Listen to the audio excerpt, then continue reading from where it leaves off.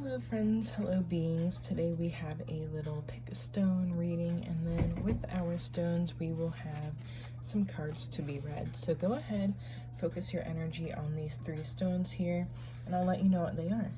This first one that we have here, don't mind my nails that I have to redo and finish. All the others are finished. But we have this ruby record keeper. Very, very nice stone. You can see all of the natural triangles that grow in the stone, and it's naturally hexagonal, so that's pretty interesting. This is a Atlantean love star, super strong, lovely stone, very heart-based. And a black kyanite sword. For some reason I just want to call it a little sword. So go ahead, focus your energy on these 3. Close your eyes, take a deep breath, and see what you feel. See which one you're drawn to, and we will go ahead and take a look at the cards.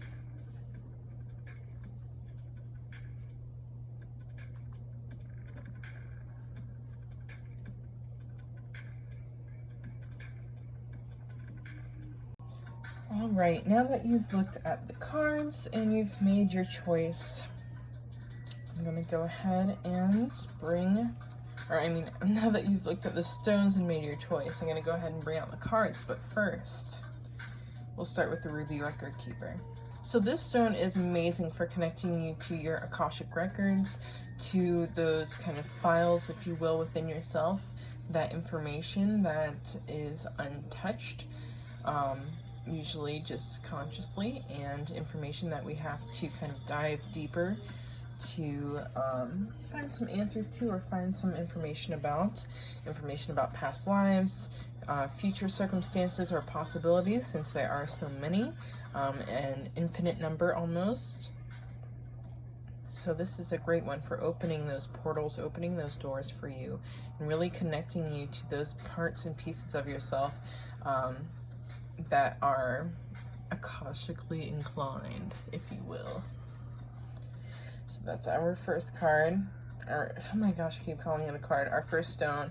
If you chose this one, this might be a time for you to dive deeper within yourself, within your lineage, within your history, within your culture. Not only within this earth realm, but also within other realms as well, or within other worlds, within other planets. What kind of lives might you have lived besides this one that you're living presently? But also considering different circumstances and instances from your past and how those might have shaped you all the way up until now. Even people that you've connected with, your different relationships with them, what those might have looked like, felt like, and what they might have meant for you in your long-term progress as a human being within this life, and even between the different lives that you might have had and may possibly have in the future. So a good stone to connect with, just to get answers on all things. Akashic records are good for clarity in all areas. So we'll set this up at the top for you Akashic record kids. We've got 9 of Cups, 7 of Cups, and 6 of Pentacles. I feel like maybe possibly you guys are in a really good position right now, and it's really benefiting you because you have everything pretty much aligned for you. You don't really have to ask for too much. You're pretty self-assured and pretty certain within yourself, but also you're pretty strongly led by your intuition, or by, you're divinely guided, I guess I could say, because I wouldn't necessarily, I could call it intuition, but some people are just divinely guided and they are listening to the signs and paying attention, but it's kind of more of a subconscious paying attention rather than like consciously recognizing these signs and things and consciously doing the work to further the strength of their intuition, I guess. So, but this is a very good energy. You're in a position where you have everything that you need. Everything is lined up. You're feeling certain about yourself. You're feeling sure. You're feeling stable. But also you're recognizing all of these different options that you have. And I feel like through all these different options, you're also maybe possibly getting confused because you have so many things. And I feel like because of this, abundance that you do have, and because of the, what would I call them? Resources that you have and the resources that you do have to share, I feel like maybe possibly you're getting yourself in this position where people are kind of looking for these handouts. Almost like if this person were to be one of these people on the ground, she's like, oh, what will I receive next? Will it be this? Will it be a love offer? Will it be a commitment? Will it be some cash? Will it be something creative? Will it be an argument? You know, what will I receive next? And it's like these people constantly waiting and almost expecting you to give them handouts, because so many times in the past you've been this person where, you know, you've got it, so you don't really have to feel concerned about continuously, you know, here you go, here you go, here you go. But it might leave you in this position where you are left with not much of anything afterwards. It's like continuously giving to people who continue to build up their expectations about the things that you're giving out, and so they may even unknowingly start to manipulate different situations and things with you, because they are thinking, oh, well, I'll be taken care of because they always do this. And it's not anything of their own. I mean, for some people it's a conscious, like, I am manipulating them, but for some people it's not as much of a conscious, like, I'm manipulating them. It's more of like a, I've seen it happen before, and so now I kind of expect it to happen. But when we receive and even when we give, it is a lot about giving from the heart and not really expecting to receive anything in return. And, you know, if you are the receiver, it's not expecting to receive anything in the first place. It's allowing yourself to have gratitude regardless of what happens. So I think it's important, if you are this person, to maybe set some boundaries so that people aren't sitting here wondering when they're going to get their next handout and what's it going to be. You know, what are they going to give me next? Oh, I know they're probably going to get tired of this thing, so, you know, maybe they'll give it to me, or, you know, whatever the case is. So it's releasing all of that and allowing yourself to know when to set those boundaries so that you're not having these relationships with people where they're just sitting there waiting for the next thing that you're going to give them, where it's not as much of a genuine, authentic relationship. It's more of like a almost parasitic. It becomes almost sort of a imbalance, I guess you could put it like that. There's a imbalance in the flow, a continuous giving on someone's part and a continuous taking.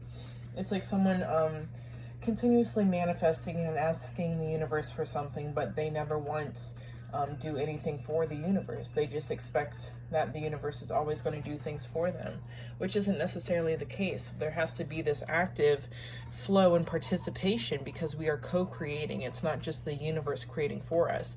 And if we are taking that responsibility as a co-creator and are manifesting things, we should recognize that we do have to put in some of that effort as well. So instead of being here down on the ground begging the universe for all of these different things that you've been imagining for yourself and waiting for all of them to show up, you know, diligently, it's allowing yourself to maybe stand up and see how you can be an active participant in receiving these gifts, whether that be preparing yourself emotionally for them, preparing yourself physically, preparing yourself mentally, because sometimes we will manifest things and it's like if we were to receive that certain thing today, we wouldn't necessarily be prepared for it, and we might not even be able to handle it, whether that be mentally, emotionally, physically, or whatever the case is.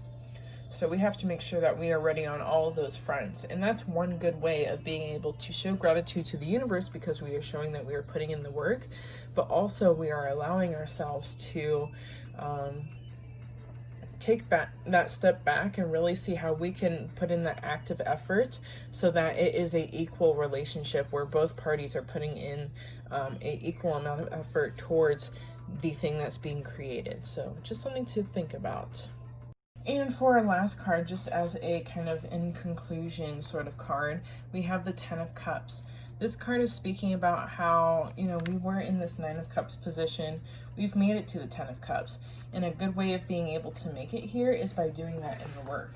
Recognizing when you are maybe giving more than you need to, and where you are not setting your boundaries so that you are able to reciprocate or receive that reciprocated energy, as opposed to continuously allowing yourself to give, and having people just waiting there to receive whatever you're ready to hand out. But I feel like if this is just someone in this position that is manifesting something that feels kind of big for themselves, I'd say that whatever you're manifesting is coming into fruition. Ten of Cups doesn't have to be a partnership and children in that happy home. It can very much just be this finally finding a sense of comfortability within yourself where you are able to love yourself completely.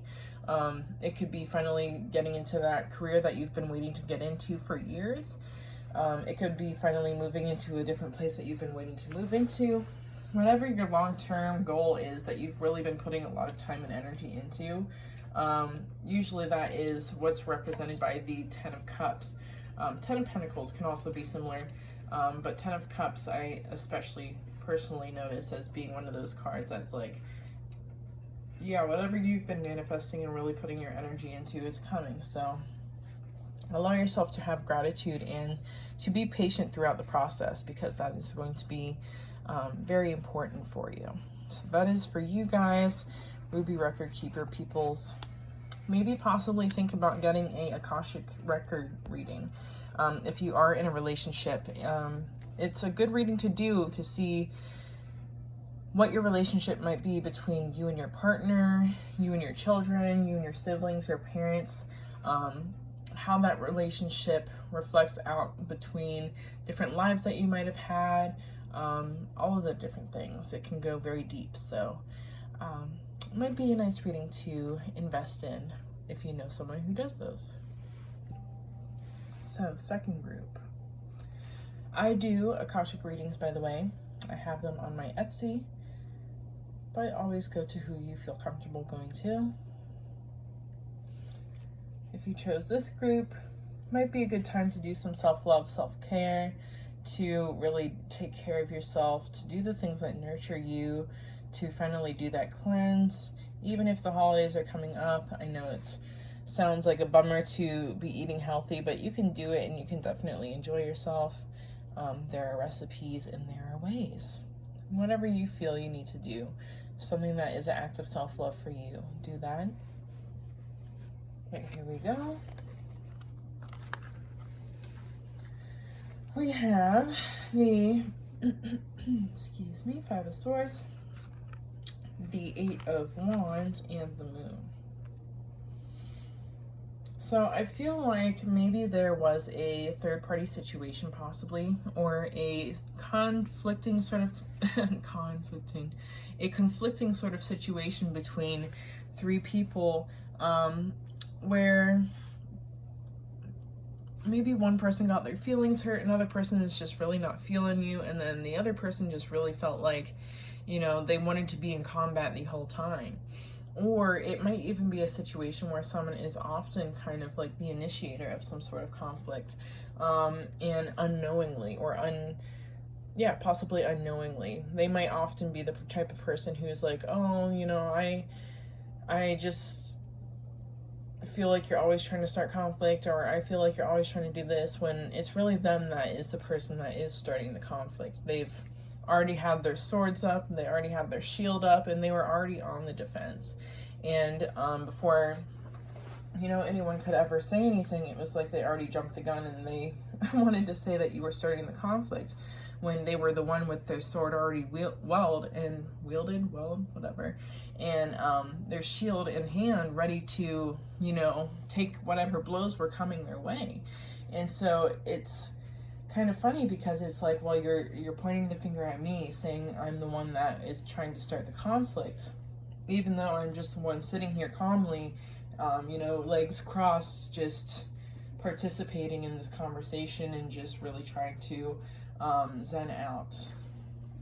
So, but it's recognizing when you might even be that person who unknowingly is the one that has their sword up and their shield up already, and it's just because it's out of fear. It's out of fear of wanting to talk about the things that are deeper. It's out of fear of being wrong, as much as you may not want to look at the things that you are doing and how you are participating in the conflict, and how you might even be initiating it. It's kind of not taking responsibility for that fact. And what could I say? So much so that you feel like you're right the whole time and you just never put your swords down. And instead it's recognizing that like these people have already given up. They're like, I don't even care to have this conversation anymore. Like, I've hung up the phone, I've walked away, I've walked out the door, I've gone to a different location, you know, whatever the case is. But this person is still kind of like on the defense. And it's recognizing that you don't have to have your swords up, you don't have to have your shield up. You can definitely be there and hold space for each other while you allow each other to kind of unravel whatever it is that you are working on or working towards or trying to figure out. So it's really allowing yourselves to have that space rather than to jump the gun and say this person's doing this or you're starting conflict or whatever the case might be. It's recognizing that you both are on a team tackling the conflict. And so it really doesn't put you at any advantage to be going at each other because you have this whole other issue lurking in the background. So imagine if these two people were fighting. This whole time they would have this whole distraction where they can't even pay attention to this possible danger that's about to creep up on them. But instead, if this were the same situation, they wouldn't even realize that they're about to be attacked right in this moment. So it's really about asking yourself, what's important? Is it really important to be fighting while these things are creeping in? Or is it important to hash out whatever needs to be hashed out or to be on each other's team and work towards the issue together? So I think that is, you know, something to be considered. Five of Swords is very much this energy of someone just continuing to, like, it reminds me of someone blindfolded or with their eyes closed, just swinging their swords around any which way, just, you know, trying to fight whatever's coming, or someone who's has fear, a lot of fear within themselves. And because of this fear, they're doing that same thing where they're just eyes closed, just swinging their swords around because they don't even want to look at what they're fighting at. They're just hoping that whichever way they swing, they're hitting something. And that could be so destructive because, you know, you might not know who's coming at you and it might be someone who's there to help you and then you end up hurting them. So you really have to be diligent with how you take care of these situations. Instead of jumping the gun, allowing yourself to really take a step back and take a breath and breathe and recognize what's coming forward. So with the Eight of Wands, if you've been wondering if this is a situation for you, if you should move forward with it, if you've just gotten out of a conflict or something, or, you know, this could not necessarily be a third-party situation as I've spoken about before, but maybe just someone kind of in your ear or in your partner's ear about the relationship, which kind of causes conflict and maybe causes someone to be on the defense, which makes things a bit difficult. But I feel like if someone is wondering about, should I move forward, should I move ahead or move on with this relationship, I feel like the Eight of Wands is telling you that, yeah, I think this is a okay decision to move forward with. And it's a very fast moving forward energy too. So it's like the road is already laid out for you. You don't really have to wonder much about which way to turn or which way to go. So moving forward and moving forward fast could be beneficial for you, and it could be okay. That doesn't mean to rush into anything or to rush a relationship or the situation that you're in, but it just means that it's okay to let down some of those defenses, to let go of your shield and let go of your sword and really just allow yourself to progress forward in an authentic and genuine way. And then we have the Moon here. So there might be something under the surface that for someone, okay, so I'm feeling this might be for someone else. I'm feeling if you've been thinking about whether or not to kind of move away from a situation, I feel like the answer could be yes. If there's something that you found out recently, you know, that really hurt you, or you saw some sort of communication that was dishonest, or you saw someone just talking to someone else when they weren't, or whatever the case was, something that was just very deceptive and manipulative, energy and actions, I feel like, yes, it's probably a better decision to just move on, move forward, and go by yourself. Go on that journey by yourself. Know that whatever you're looking for will find you. Because if we think of this road again as just kind of like a straight path already laid out for you, and you're just driving down it and you can go as fast as you can because it's already laid out, then you know that whenever you're supposed to make it to that point where you meet someone else, you will. So don't feel weird or bad or nervous about allowing yourself to break free and go on this journey. There's nothing wrong with being alone. I feel like a lot of people stay in these relationships that do not serve them because they have this fear of being alone. And being alone really allows you to learn some of the most important lessons that you can learn in this life. So it's very important to really allow yourself to have that journey when you find it necessary, and listening to your intuition when it's telling you, hey, please make that move. Because I feel like whatever it was that this person was dishonest or deceived you or was deceptive about, I feel like it's kind of like going to overshadow the relationship in some case, where you guys might want to try to, dance around and even forget about it. But I feel like it might just kind of be like an overarching or kind of like a ghost that follows you in your relationship around.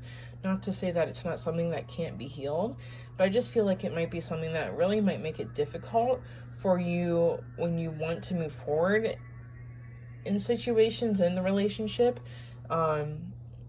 but you can't because someone is really always feeling this sort of like defensive, because it's like, this has already happened, so I don't really know what to do or what to trust. And their feelings are completely valid.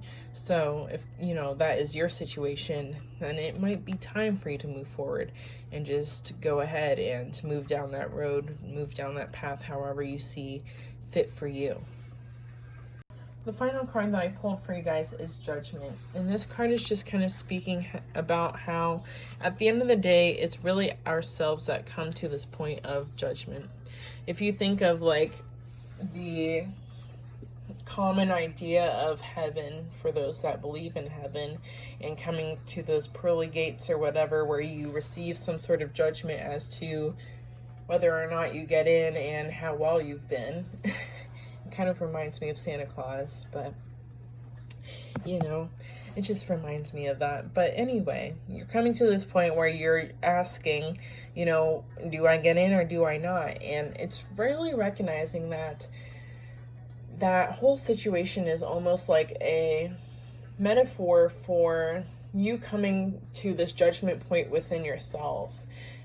If you're that person who is within a relationship that is not serving you anymore, is coming to that judgment point within yourself and really asking yourself if this is serving you.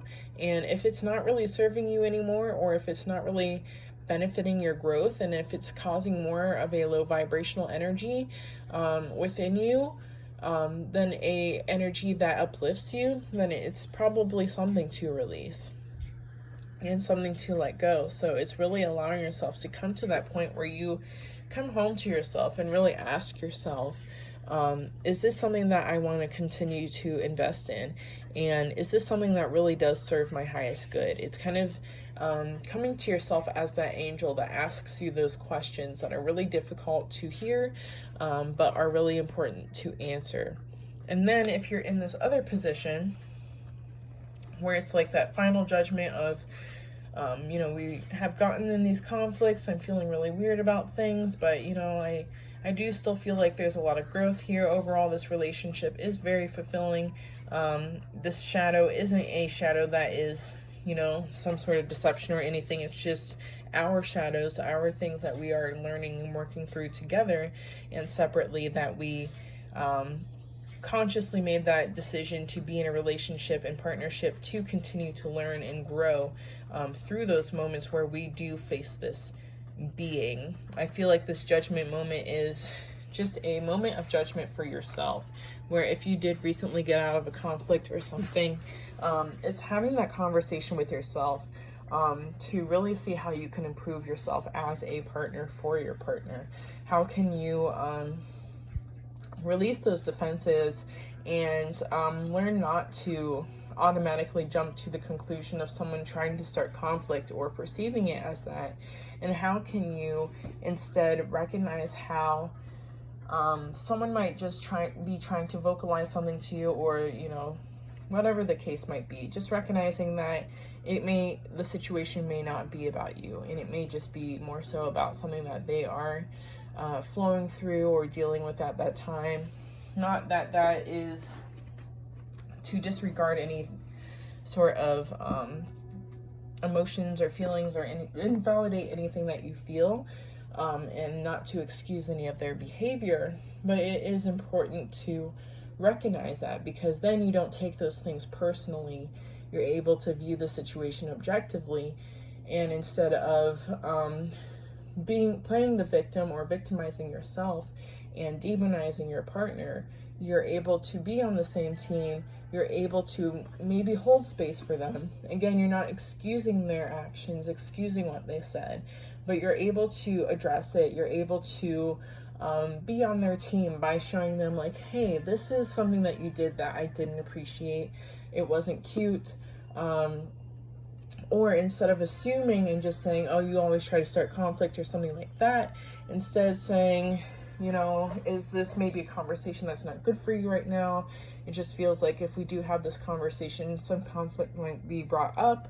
I just want you to know that this isn't a conversation that I want to end up in conflict. It's more so something that I just want to hash out with you.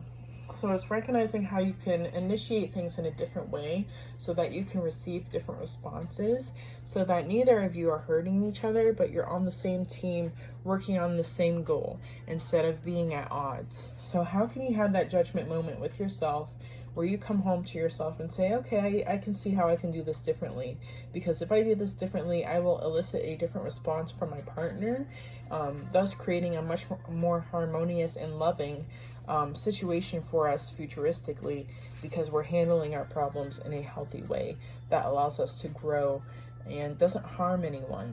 Even though people might get hurt or feelings might get hurt, because that's just the nature of relationships, there's always that risk or possibility just because we're human. But it's recognizing that we can make that conscious choice every day and that conscious decision to continue to do the work and to be on each other's team while we do it. So that is your little reading, my Atlantean love stars. All right, for my last group, the Black Kyanite Swords, or whatever you want to call it, Black Kyanite. So if you have this stone, my friends, there might be something that you need to cut cords with or cut out of your life at this time that is no longer serving you. Something that you really have to get real with yourself about. There might be even cords from your past relationships, past connections that you have continued to kind of take and string along with you, that when you get into these new relationships and connections, it's like you're bringing that past energy with you. And so it's really important to allow yourself to cut those cords as necessary so that you can continue to bring fresh energy into your relationship, but also so that you can release those other situations so that you can heal and continue to move forward within your own life, because carrying those things around allows us to, or or we tend to act out of our emotions and actions and ways that we might have reacted in the past. And so the Black Kyanite really encourages us to do things differently and to cut out those old habits and old ways of doing things and being and thinking, to really reestablish a better relationship with ourselves, with those around us, etc. So if this is you, Black Kyanite kid, I would recommend that you do get a Black Kyanite for yourself. It's really, really nice to cut those cords, and then if you have a white selenite, or even if you have an orange selenite, what you could do is cut those cords, excuse me, put this on each of your chakra, areas, and then or you could physically like imagine yourself like pulling out the cord from your body, pulling it out and then cutting it, pulling it out and cutting it. That's a really nice way of kind of visually through your mind's eye being able to see those cords being cut.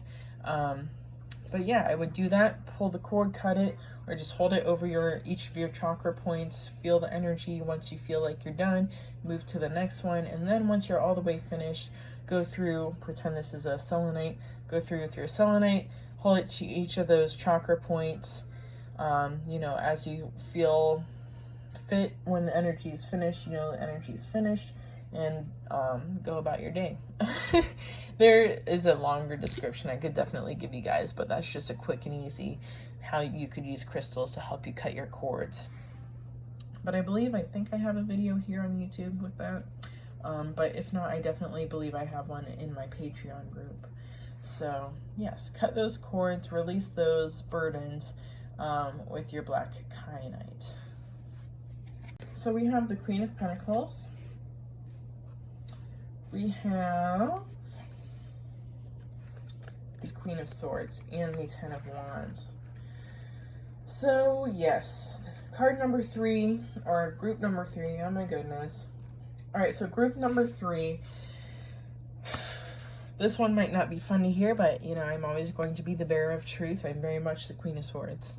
So I have to let you know, we do have the black kyanite, we have the Ten of Wands, and we have these 2 cards.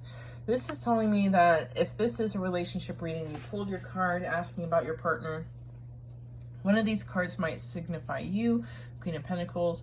One of these cards might signify your partner, Queen of Swords. And then this is your energy, both of you guys together in your relationship with Ten of Wands.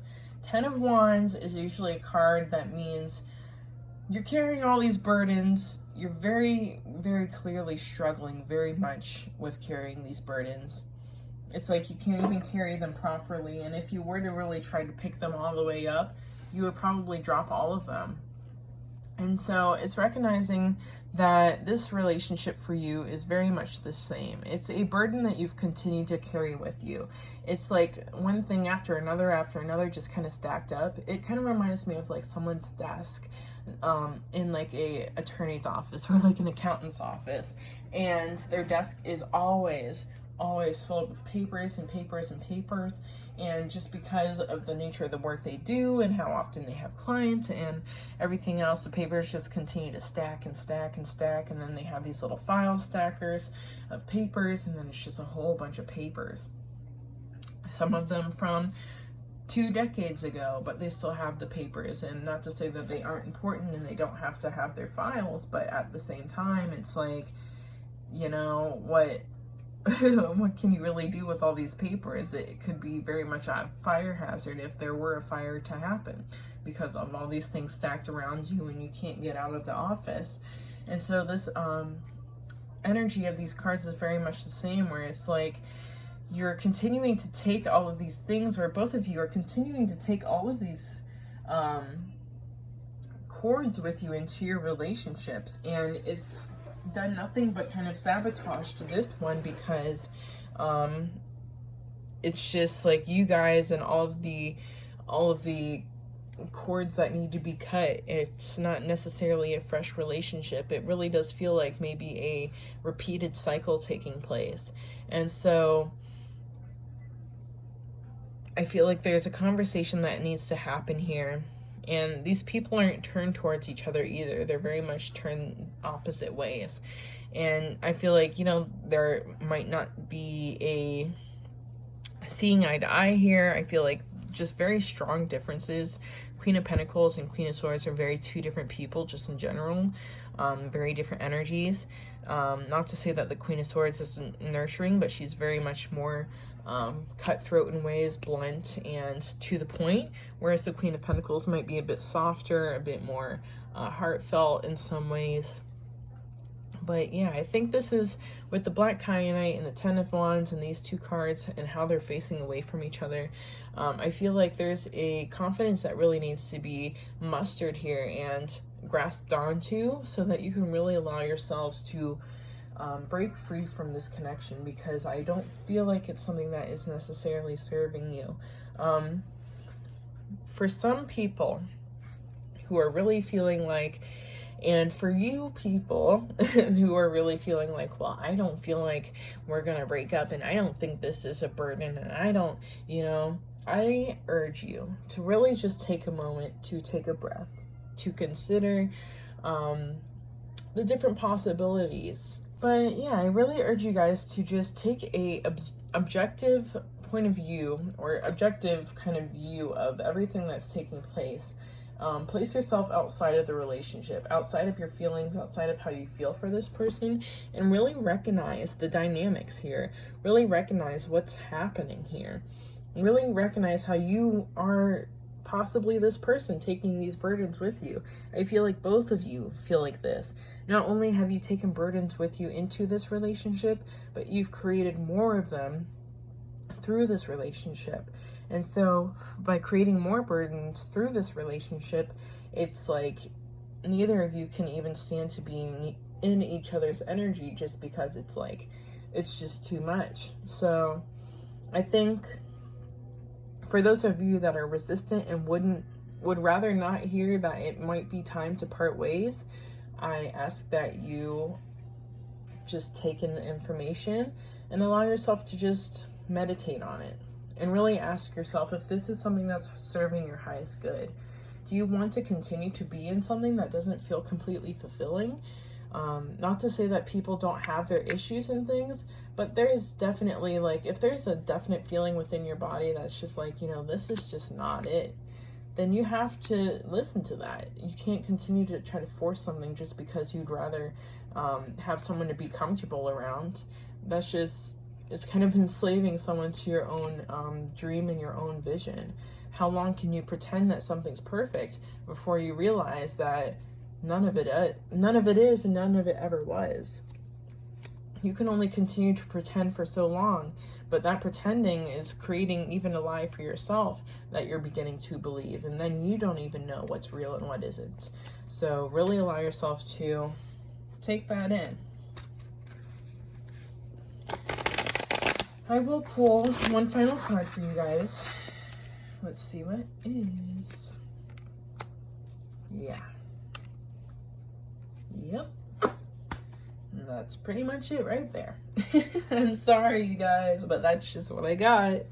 So, it's time to stop acting like everything is fine. Time to stop acting like everything is, part of your dream. When you know that it's not. It reminds me of someone who has maybe had a few children and completely forgot about them, or left them at a very young age with their other parent that they never stayed with, and moved to a completely different area or completely different country and started a whole new life, and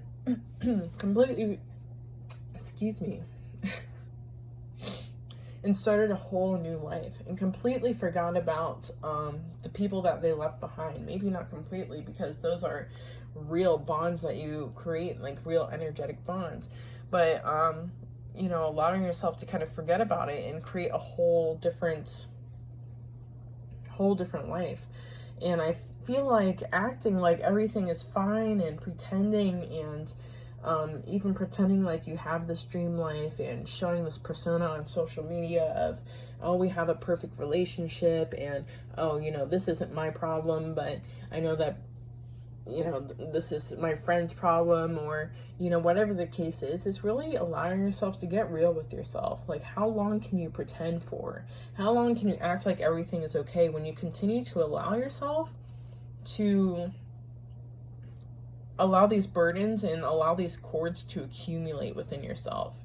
And it's like you want to act like they're not real by maybe using one of your vices, and not to say that people can't use them, but there's definitely a healthy way of being able to participate in something and then using something to drown out your feelings. And whether that be moving away, starting a new life, and acting like everything's cute now and everything is perfect and now you have a perfect family, or whatever the case is, I feel like at the end of the day that is not going to serve you very well, because you're still going to have these cords and these burdens and this karma to take care of. There's only so much running away from it that you can do, because energy will always follow you. It's like when I tell people that I can do a card reading for you, or for you and your partner, or whatever the case is, and they don't have to physically be in my presence. I don't even have to know their name. I don't have to know your story. I don't have to know your situation. I don't need one detail, because energy will always find me, and energy will always make itself to you. Especially if you're calling it in, if you're calling in a reading and Spirit knows who they're talking about and who you're talking to. And if you have a specific intention in your mind, that energy is going to make its way to whoever, regardless.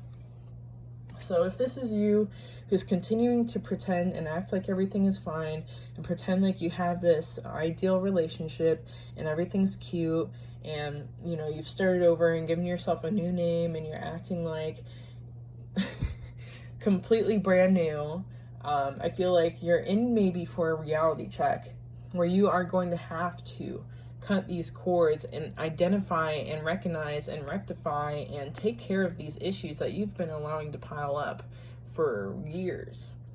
And for others of you, I feel like that won't happen if you really allow yourself to get real with yourself and take the initiative and make sure that your spirit guides and the universe knows that it's important to you that you progress and you cut these cords.